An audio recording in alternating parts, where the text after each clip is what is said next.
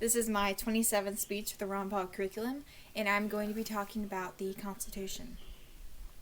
Before I begin talking about the Constitution, I would like to ask, who's your favorite president?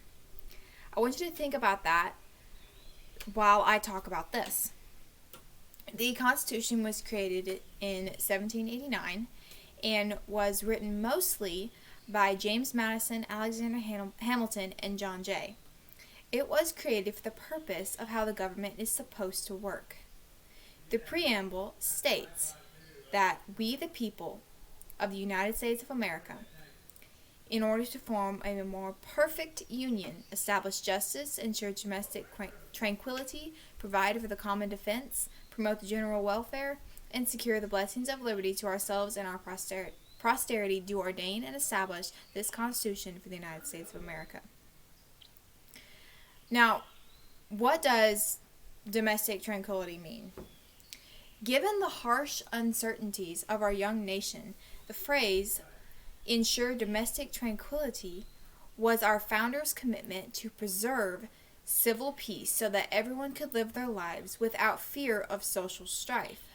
Yet domestic tranquility literally means peace at home, not just in our streets, but in our homes. And in this day and time, we do not have domestic tranquility. Our homes are chaotic, the streets are in a mess. We are at war with our own people. People have twisted the words of the Constitution and the minds of how it's supposed to work. The earliest person to twist the words and manipulate people was Alexander Hamilton. Now, even though he wasn't a president, he was there when he wrote it, so he does know how the Constitution works. And he was there in Washington's first term. Now, in Washington's first term, everything was going pretty smoothly. You get into his second term, and Alexander Hamilton started whispering stuff into his ear and telling him, okay, this is what you need to do because this is constitutional. And that is when the Constitution was ripped to pieces. The Constitution was destroyed 4 years after it was created. What is the president supposed to do? The president is supposed to defend our rights and protect the Constitution by upholding his oath of office. Many people nowadays think that the president can do whatever he wants with his power that he has. Here's the deal. The president is actually very limited because we don't want a monarchy. We do not want, like, Queen Elizabeth. That is a monarchy. We don't want a monarchy because that could lead to, like, having a king, per se. He would be able to go and just do whatever he wants with all 50 states. So, in fact, the states are actually more powerful than the government is.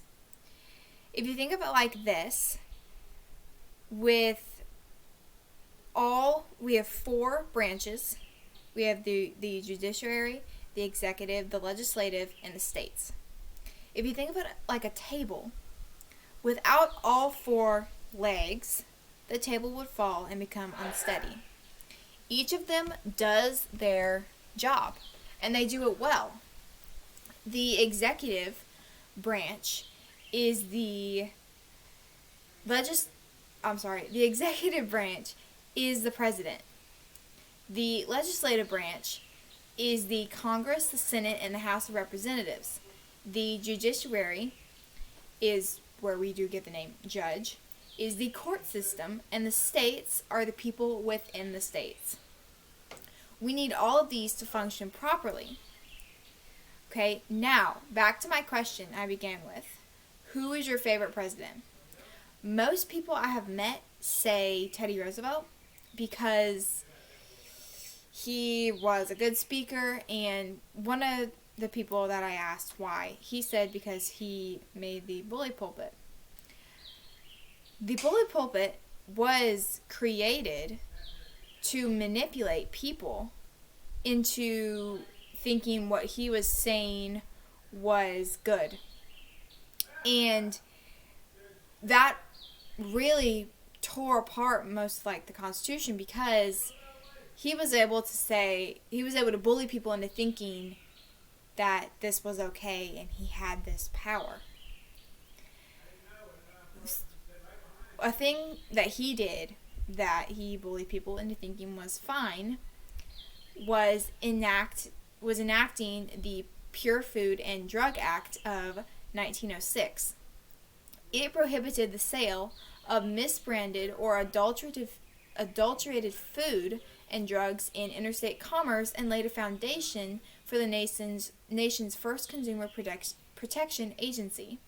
The Food and Drug Administration, also known as the FDA, should have been left alone. He should not have gone in and done this, because that was not his job.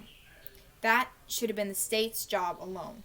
What he should have done is gone to the states, the governors, the mayors, and been like, okay, I have this suggestion.